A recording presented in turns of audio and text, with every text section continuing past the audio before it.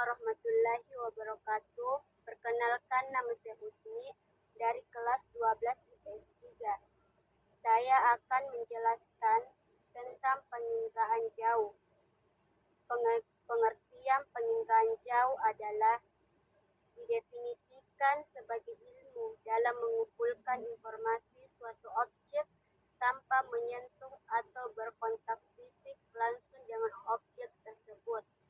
Secara umum, penginderaan jauh berkaitan dengan pengolahan citra dalam mengetahui atau mengamati suatu fenomena di muka bumi.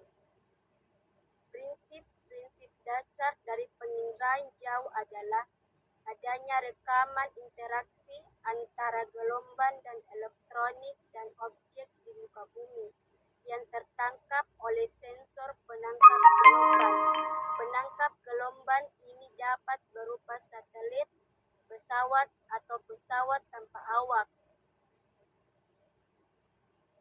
Kelebihan penginderaan jauh dapat memetakan cakupan wilayah yang luas dalam waktu singkat, tidak membutuhkan banyak tenaga kerja. Cakupan wilayah yang sulit dijangkau tetap dapat diidentifikasi. Peta yang dihasilkan bersifat 3 dimensi dapat menghasilkan visual fenomena di muka bumi.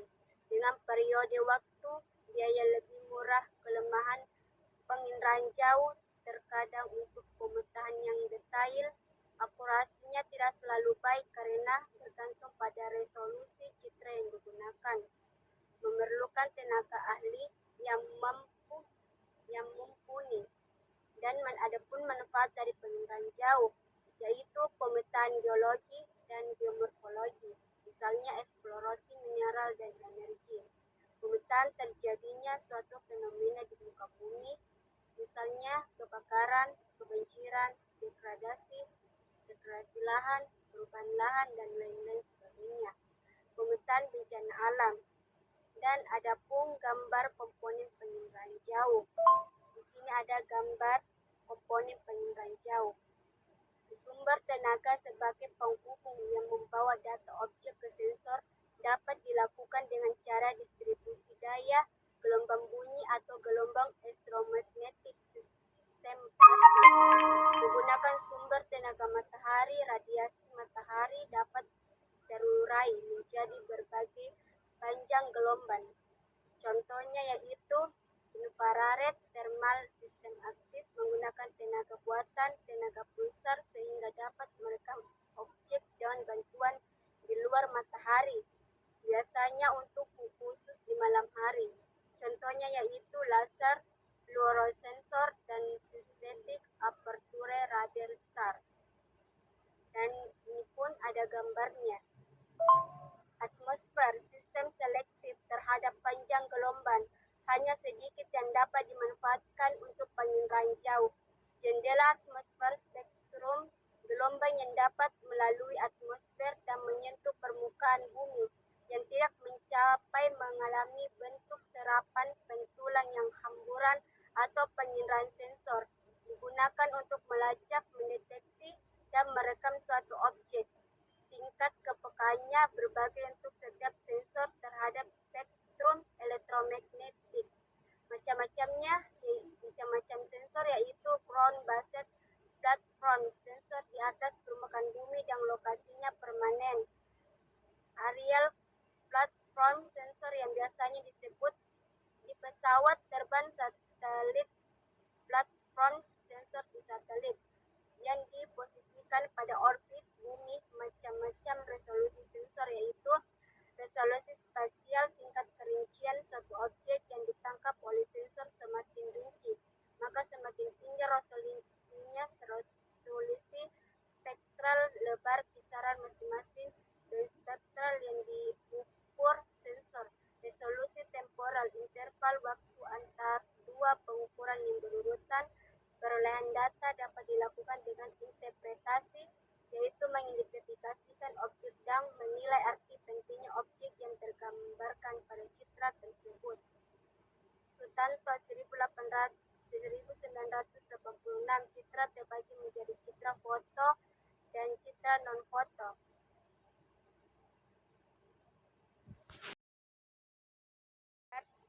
dibanding penginderaan jauh. Sumber tenaga sebagai penghubung yang membawa data objek ke sensor dapat dilakukan dengan cara distribusi daya, gelombang bunyi atau gelombang elektromagnetik sistem pasif. Menggunakan sumber tenaga matahari, radiasi matahari dapat terurai menjadi berbagai panjang gelombang.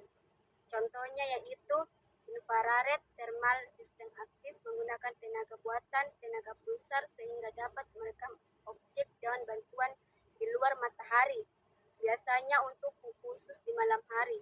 Contohnya yaitu laser, fluorosensor, dan synthetic aperture radar SAR. Dan ini pun ada gambarnya.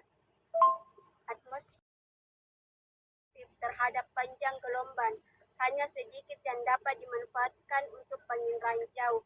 Jendela atmosfer spektrum gelombang yang dapat melalui atmosfer dan menyentuh permukaan bumi yang tidak mencapai mengalami bentuk serapan pentulang yang hamburan atau penginderaan sensor digunakan untuk melacak, mendeteksi, dan merekam suatu objek.